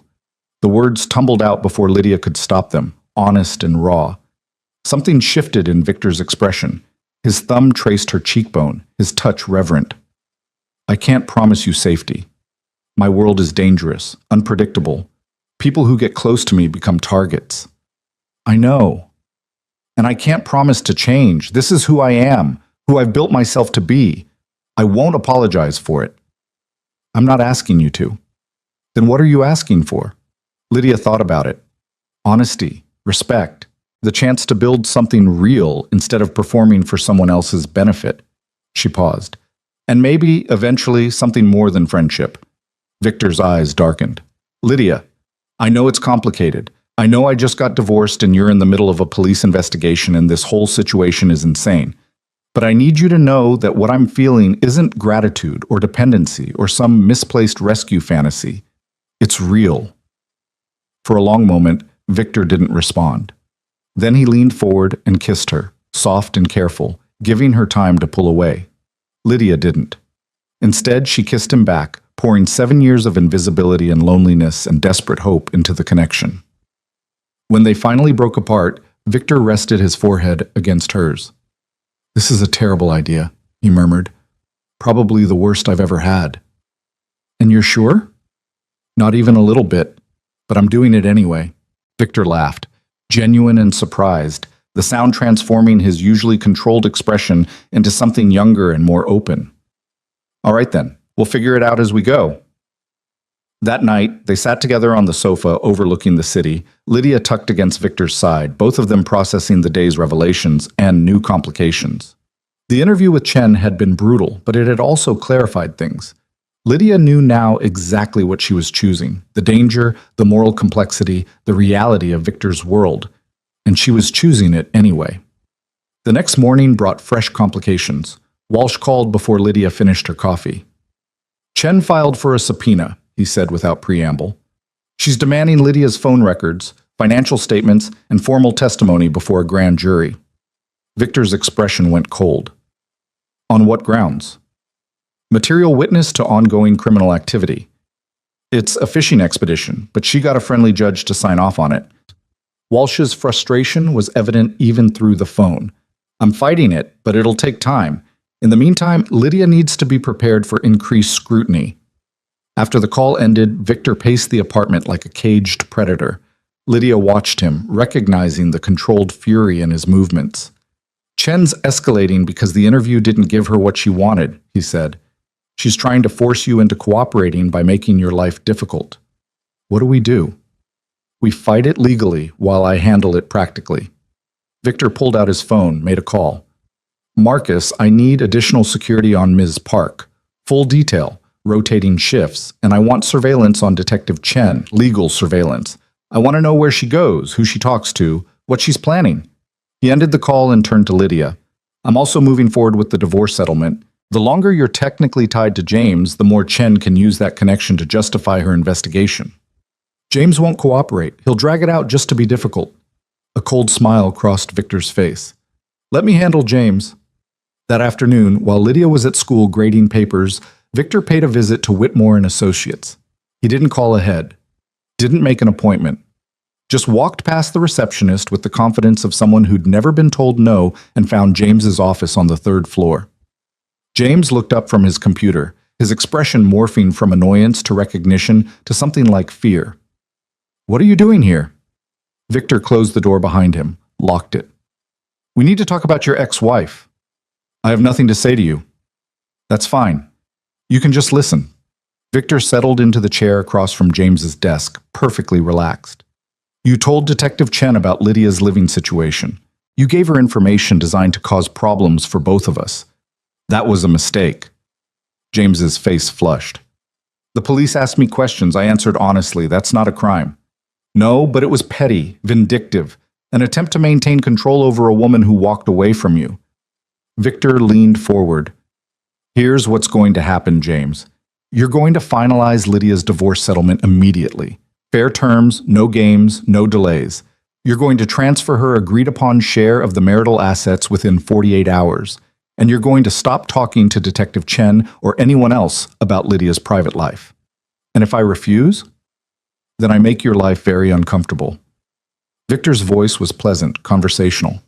I know about the affair with Catherine Meredith. I know about the campaign contributions you funneled through shell corporations to avoid disclosure requirements. I know about the settlement you paid to the paralegal who accused you of sexual harassment 3 years ago. He smiled. I have documentation for all of it. Documentation that could ruin your career and reputation if it happened to find its way to the Illinois Bar Association or the Chicago Tribune. James went pale. That's blackmail. That's leverage. There's a difference. Victor stood. 48 hours, James. Finalize the settlement, transfer the assets, and leave Lydia alone. Do that, and your secrets stay secret. Refuse, and I bury you. He left without waiting for a response, knowing he'd made his point. 2 days later, Lydia received an email from James's attorney. The divorce settlement had been finalized. Her share of the marital assets, more generous than originally offered, had been transferred to her personal account. The house would be sold and profits split. James had agreed to all outstanding terms without contest. Lydia stared at the email in disbelief. How did you do this?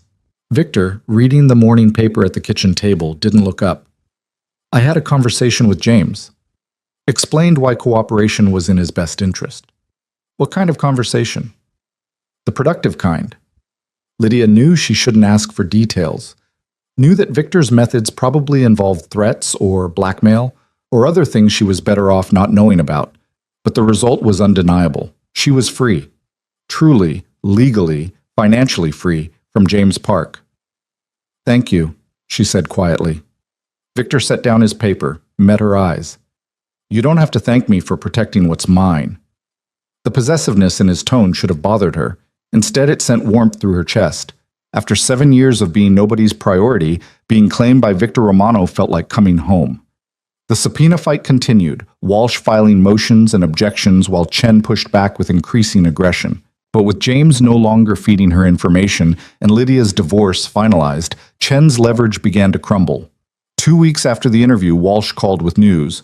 The judge quashed the subpoena, ruled that Chen hadn't established sufficient grounds for material witness designation. Walsh sounded satisfied. "She can't compel your testimony or your records. It's over, for now." Relief flooded through Lydia. She won't try again? She might, but she'd need new evidence, and from what I can tell, she's running out of angles. Walsh paused. "You held firm, Lydia. You didn't break under pressure. That matters." After the call ended, Lydia found Victor in his office.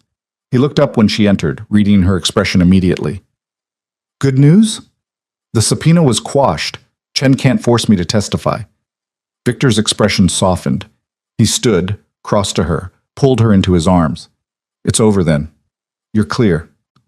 Lydia leaned into his warmth, feeling tension she'd carried for weeks finally release. "I couldn't have done this without you." "Yes, you could have, but I'm glad you didn't have to." Victor tilted her chin up, his dark eyes searching hers. "You've been brave, Lydia, braver than you know." She kissed him then, deep and certain, pouring gratitude and relief and growing love into the connection. When they finally broke apart, both breathing hard, Victor rested his forehead against hers. "Stay with me," he said quietly. "Not just temporarily. Not just until you find an apartment. Stay." Lydia's heart hammered. "Victor, I know it's fast, I know we're still figuring this out, but I don't want you to leave. I want you here, with me, building something real." His voice was rough with emotion. "Say yes." Lydia thought about the guest room she'd been living in, the temporary nature of her arrangement, the way she'd been treating this as a stopgap instead of a choice. She thought about Victor's honesty, his protection, the way he'd fought for her without asking for anything in return. She thought about 7 years of being invisible versus 3 weeks of being seen. "Yes," she whispered. "I'll stay." Victor kissed her again, this time with an intensity that stole her breath. When he finally pulled back, his expression held something she'd never seen before. Hope. "We'll do this right," he promised. "Build something that's ours. No lies, no games, just truth." And for the first time since signing those divorce papers beneath a Christmas tree, Lydia believed in the possibility of something better. Something shifted in the penthouse after Lydia agreed to stay. The guest room became her room in more than just name.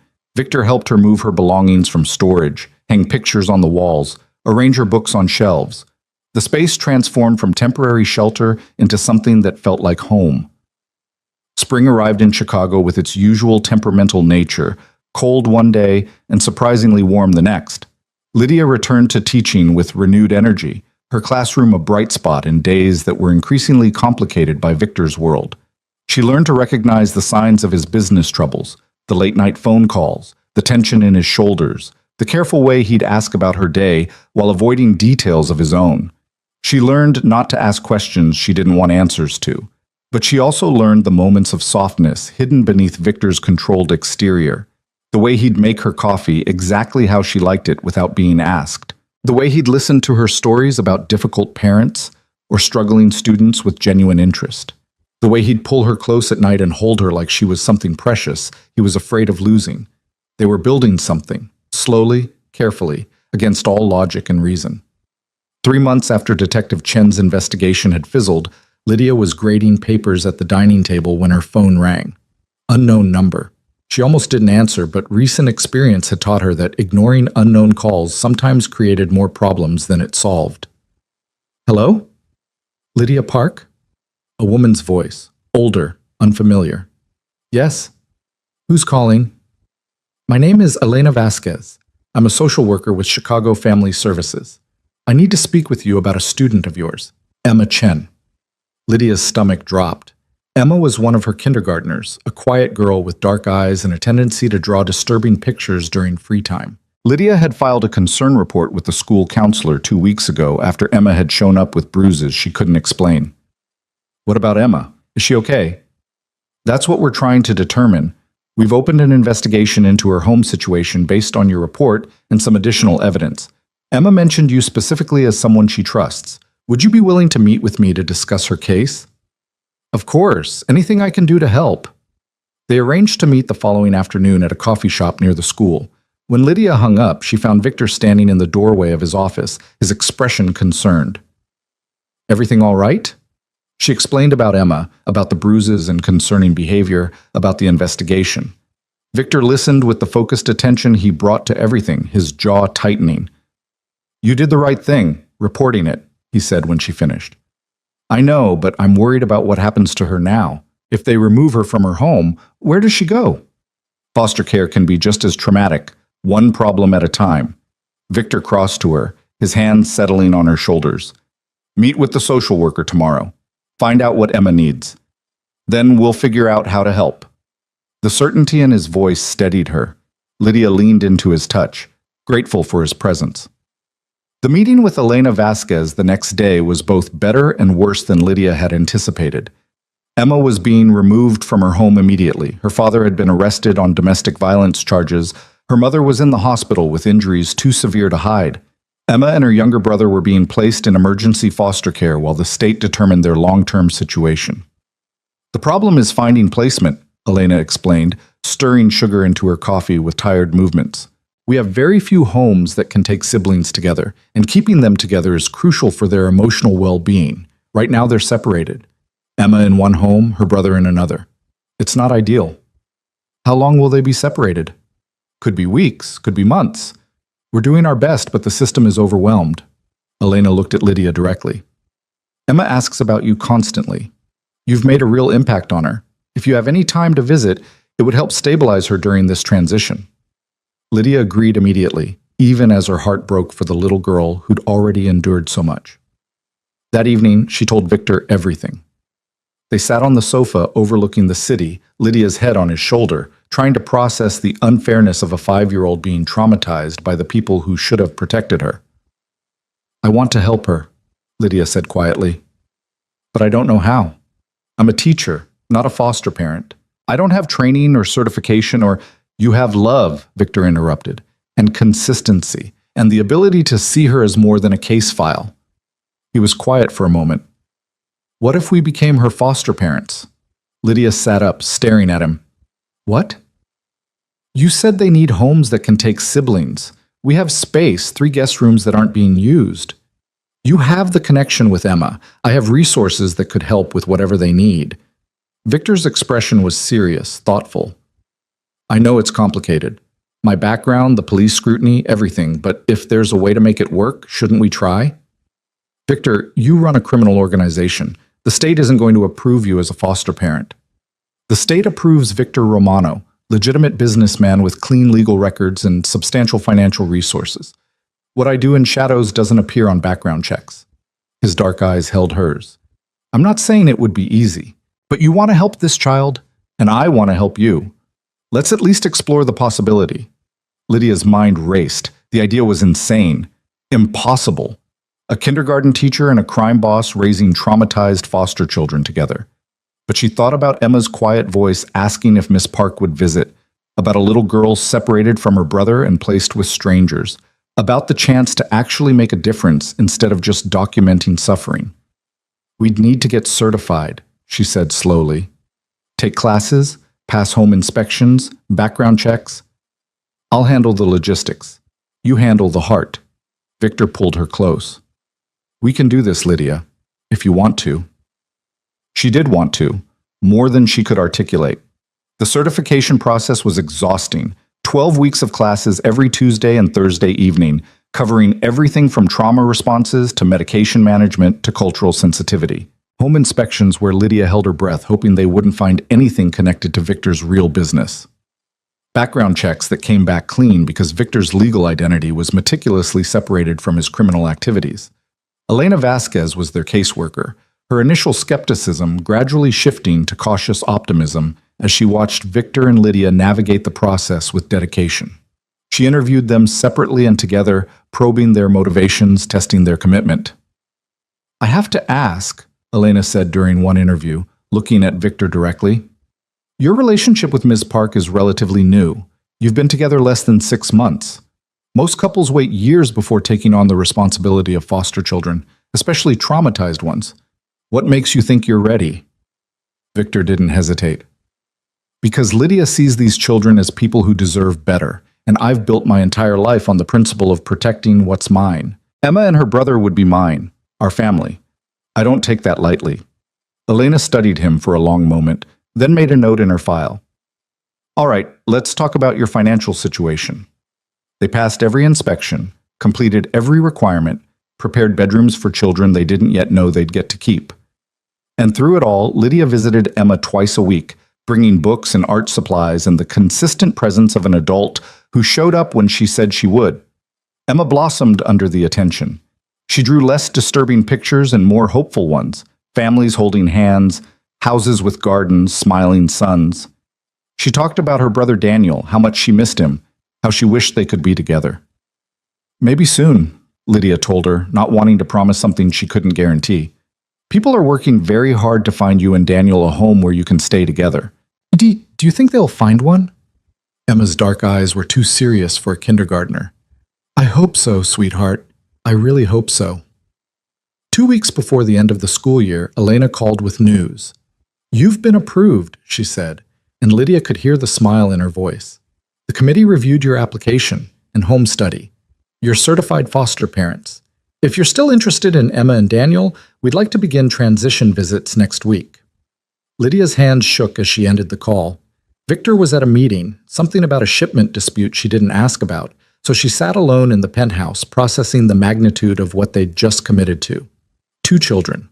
Traumatized, struggling children who would need patience and stability and everything she and Victor had to offer. When Victor returned that evening, she met him at the door. "We're approved," she said simply.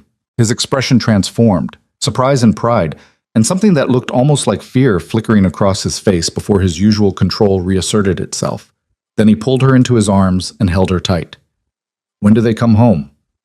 "Transition visits start next week. If everything goes well, they could move in by mid-June." Victor released her, cupped her face in his hands. "Are you ready for this?" "No, but I'm doing it anyway." Lydia smiled. "Seems to be becoming a pattern with me." The transition was carefully managed.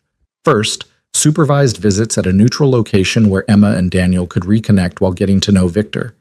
Then visits at the penthouse, the children exploring their new rooms with cautious wonder. Daniel was 3, small for his age, with the same dark eyes as his sister and a tendency to hide behind Emma when strangers spoke to him. Victor surprised Lydia with his patience. He didn't push, didn't try to force connection, just existed as a steady presence, offering Daniel toy cars to play with and listening to Emma's rambling stories about her day at school. Slowly, carefully, the children began to trust. On the day they officially moved in, Emma carried a small backpack containing everything she owned in the world. Daniel clutched a stuffed elephant that had seen better days. They stood in the entrance of the penthouse, 2 small figures overwhelmed by the size and luxury of the space. "This is your home now," Lydia told them, kneeling to their level. "Your rooms, your toys, your family, you're safe here." Emma's eyes filled with tears. "Forever?" Lydia glanced at Victor, who nodded. "Forever," Lydia promised, knowing the complexity of foster care made that promise tenuous, but meaning it with everything she had. That first night was chaos. Daniel cried for his mother even though she'd never protected him. Emma had a nightmare and woke screaming. Lydia spent hours rocking Daniel back to sleep while Victor sat with Emma, his deep voice reading picture books until she relaxed enough to close her eyes. At 3 a.m., Lydia found Victor in the kitchen making coffee, dark circles under his eyes. "This is harder than I expected," he admitted quietly. "We knew it would be hard." Knowing and experiencing are different things. Victor poured her a cup, added cream the way she liked. I've negotiated million-dollar deals and faced down men twice my size, but a 3-year-old crying for his mother undoes me completely. Lydia leaned against him, exhausted and overwhelmed. We'll figure it out, one day at a time. They did figure it out slowly. Emma thrived with structure and routine, so they established consistent schedules. Daniel needed physical affection, so Lydia held him constantly those first few weeks, building trust through touch. Victor proved surprisingly good at bedtime stories and homework help, his patience with the children's questions apparently infinite. The penthouse transformed. Toys appeared in the living room. Crayon drawings decorated the refrigerator. Laughter echoed through spaces that had been quiet for so long. Lydia watched Victor teaching Emma to play chess and saw a side of him she'd never imagined. Gentle, playful, wholly devoted to these broken children they were trying to help heal. But Victor's other world didn't disappear just because they'd become foster parents. If anything, the complications intensified. One evening in July, Marcus appeared at the door with an urgent expression. Victor spoke with him in low tones, his body language shifting into the controlled tension Lydia recognized as danger. I need to handle something, Victor told her after Marcus left. It might take a few hours. Is it bad? It's complicated. Someone's challenging my territory. I need to address it before it escalates.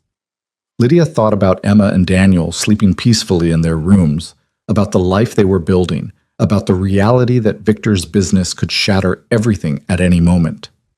Be careful, she said, the same words she always said, knowing they were inadequate. Victor kissed her forehead. Always. He left wearing all black, his expression cold in a way that reminded Lydia exactly who he was beneath the gentle foster father exterior. She spent the next 3 hours trying to distract herself with lesson planning and failing miserably. When Victor returned at midnight, his knuckles were bruised, but he was otherwise unharmed. Is it handled? Lydia asked. Yes. The challenger won't be a problem anymore. She didn't ask what that meant, didn't want to know if someone was dead or merely severely injured, just pulled Victor into the bathroom and cleaned his hands while he watched her with unreadable dark eyes. Does this bother you? He asked quietly. Coming home to evidence of violence? Yes, Lydia answered honestly. But I also understand it's part of who you are, part of the world you operate in. She dried his hands carefully. I'm not naive enough to think you'll change. I just need you to keep it separate from the children. They've seen enough violence. I would never. I know, but I needed to say it anyway. Victor pulled her close, his embrace tight. They're safe with me, Lydia. Always. Whatever I do in the shadows, I would never let that darkness touch them. She believed him. Maybe she was foolish too, but she did. Summer faded into fall. Emma started first grade with Lydia's former colleague as her teacher, thriving in the structured environment. Daniel began preschool 2 mornings a week, slowly becoming more verbal and confident. The nightmares decreased. The fear in their eyes when adults raised their voices gradually disappeared. They were healing, becoming a family. In October, Elena Vasquez made her quarterly home visit. She interviewed the children separately, inspected their rooms, reviewed their school and medical records. When she finished, she sat down with Lydia and Victor in the dining room, her expression thoughtful. I've been doing this job for 15 years, Elena said. I've seen every kind of foster situation imaginable. And I have to tell you, what you've built here is remarkable. Those children have transformed in ways I wouldn't have thought possible 4 months ago. Relief flooded through Lydia. They're incredible kids. They are. But they're incredible because you've given them what they needed: consistency, safety, love. Elena looked at Victor. You've surprised me, Mr. Romano. I had reservations about approving a relatively new couple for sibling placement, but watching you with Daniel and Emma, it's clear you're fully committed. They're my family, Victor said simply. I protect what's mine. Elena nodded, made notes in her file. The biological parents' rights are being terminated next month. Assuming that proceeds as expected, Emma and Daniel will be legally free for adoption. If you're interested in pursuing that, I'd recommend starting the process soon. Adoption. The word hung in the air, heavy with possibility. After Elena left, Lydia and Victor looked at each other across the dining table. Do you want to adopt them? Victor asked. Lydia thought about Emma's laughter when she mastered a new word, about Daniel's small hand in hers as they walked to the park. about bedtime stories and scraped knees and the thousand small moments that had woven these children into her heart. Yes, she said. Absolutely yes. Victor smiled, genuine and warm, the expression transforming his usually controlled features. Then we'll make it official, make them legally ours. The adoption process took months. More paperwork, more interviews, more home inspections. Emma and Daniel's biological parents fought the termination half-heartedly before eventually giving up. Elena guided them through each step with experienced efficiency. In March, 9 months after Emma and Daniel had first moved in, the adoption was finalized. They stood in a courtroom, Victor in a suit, Lydia in a blue dress, Emma and Daniel fidgeting in their nice clothes, and listened to the judge declare them a legal family. Emma Romano, Daniel Romano. The names on the official documents made it real in a way nothing else had. Afterward, they celebrated with cake and presents and ridiculous amounts of joy. Emma kept touching the adoption certificate, her fingers tracing the words like she couldn't quite believe they were real. "We're really a family now?" she asked for the 10th time. "We've always been a family," Lydia told her. "But now it's official. Forever." "Forever," Emma repeated, tasting the word. Then she threw her arms around Lydia's neck and held on tight. That night, after the children were asleep, Lydia found Victor on the balcony overlooking Chicago. The city sparkled below them, familiar and beautiful. He turned when she approached, pulling her into his arms. "Thank you," she said quietly. "For what?" "For seeing me when I was invisible, for offering shelter when I had nowhere to go, for being honest when you could have lied, for building this family with me." Lydia looked up at him. "For everything." Victor's expression softened. "You gave me something I didn't know I needed, purpose beyond power, connection beyond control, a reason to come home that matters more than any business empire." He kissed her then, deep and certain, tasting like promise and hope and the future they were building together. When they finally broke apart, Victor reached into his pocket and pulled out a small velvet box. Lydia's breath caught. "Victor, I know we've done everything backward. Started with shelter, added children, built a family before we even defined what we were to each other." He opened the box, revealing a diamond ring that caught the city lights. "But I'd like to make it official, make you legally mine the way the children are. Marry me, Lydia." Tears blurred her vision. She thought about the woman she'd been a year ago, invisible, diminished, signing divorce papers beneath a Christmas tree while her husband walked away without a backward glance. She thought about the journey that had led her here, to this moment, to this man who'd seen her worth when she couldn't see it herself. "Yes," she whispered. "Absolutely yes." Victor slipped the ring onto her finger, his hand steady despite the emotion in his eyes. Then he kissed her again, sealing the promise with the certainty that had defined him from the moment they'd met. They married in May, a small ceremony with just close friends and Walsh serving as Victor's best man. Emma and Daniel were flower girl and ring bearer, delighted by their fancy clothes and important roles. Detective Chen's investigation had long since gone cold, her attempts to build a case against Victor failing for lack of evidence. James had remarried Catherine Meredith and avoided Lydia completely, which suited her perfectly. Lydia Park became Lydia Romano, taking Victor's name with pride instead of obligation. She kept teaching, loved teaching, while Victor continued managing his empire with the same controlled precision he brought to everything. They existed in two worlds simultaneously, navigating the balance between legitimate life and shadow business with careful compartmentalization. It wasn't perfect. Victor still came home with bruised knuckles sometimes. Lydia still struggled with the moral complexity of loving a man who solved problems with violence.